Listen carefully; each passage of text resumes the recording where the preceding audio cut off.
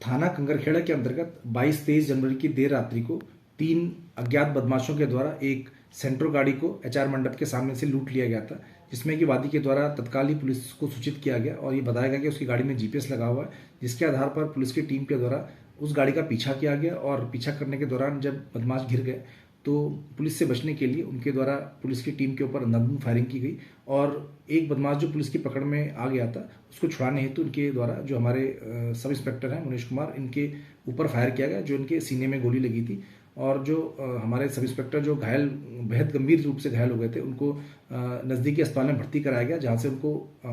उपचार हेतु higher centre refer किया गया, जहां उनकी सर्जरी के बाद उनकी जान बच पाई थी। इस पूरे प्रकरण में पुलिस द्वारा हत्या का प्रयास और लूट का मुकदमा 3 अज्ञात बदमाशों के ऊपर पंजीकृत किया गया था। पुलिस की टीमों को जो लगाया गया था उनके द्वारा अथक परिश्रम करके इन तीनों ही बदमाशों को सीसीटीवी के आधार पर इनकी पहचान की गई थी, जिसमें कि 2 की पहचान पुख्ता हो गई थी, जिसमें कि विनय वर्मा और अनुज पुत्र कृष्णपाल था, जिसमें इन दोनों के ऊपर मेरे द्वारा 25-25 हज़ार रुपये का इनाम घोषित किया गया था और टीमों को इनकी गिरफ्तारी हेतु लगाया गया था। आज शाम को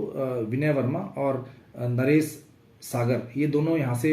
आगरा भागने की फिराक में थे, जहाँ इन दोनों ही को पुलिस द्वारा गिरफ्तार करके थाने लाया गया और इसमें पूछताछ के दौरान ये पता चला कि विनय वर्मा के द्वारा उस दिन अपने सेमी ऑटोमेटिक 32 बोर के वेपन से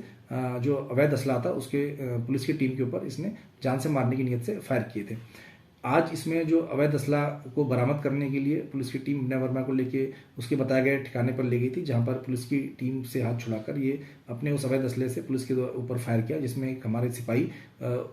की गोली लगने से उनके हाथ पे वो घायल हो गए, जिनको उपचार हेतु अस्पताल में भर्ती कराया गया है। पुलिस की अन्य टीमों के द्वारा जब ये सूचना प्राप्त हुई तो मौके पर पहुंचकर खेतों में उनके द्वारा लंबे समय तक कॉम्बिंग की गई, जिसमें विनय वर्मा के द्वारा जो पुलिस की एक टीम थी उसके ऊपर फायर किया गया और पुलिस की टीम के द्वारा जब जवाबी कार्रवाई में आत्मरक्षा फायर किया गया तो उसमें से 2 गोलियां विनय वर्मा के लगी और पुलिस की टीम के द्वारा उसकी जान बचाने हेतु नज़दीकी अस्पताल में भर्ती कराया गया, जहां से उसकी क्रिटिकल हालत को देखते हुए उपचार हेतु हायर सेंटर रेफर किया गया, जहां उसकी मृत्यु हो गई है। विनय वर्मा के ऊपर 6 से अधिक मुकदमे दर्ज थे, जिसमें कि लूट, हत्या का प्रयास, गैंगस्टर एक्ट और चोरी जैसे मुकदमे दर्ज थे। इस पूरे प्रकरण में उचित विधिक कार्रवाई की जा रही है और जो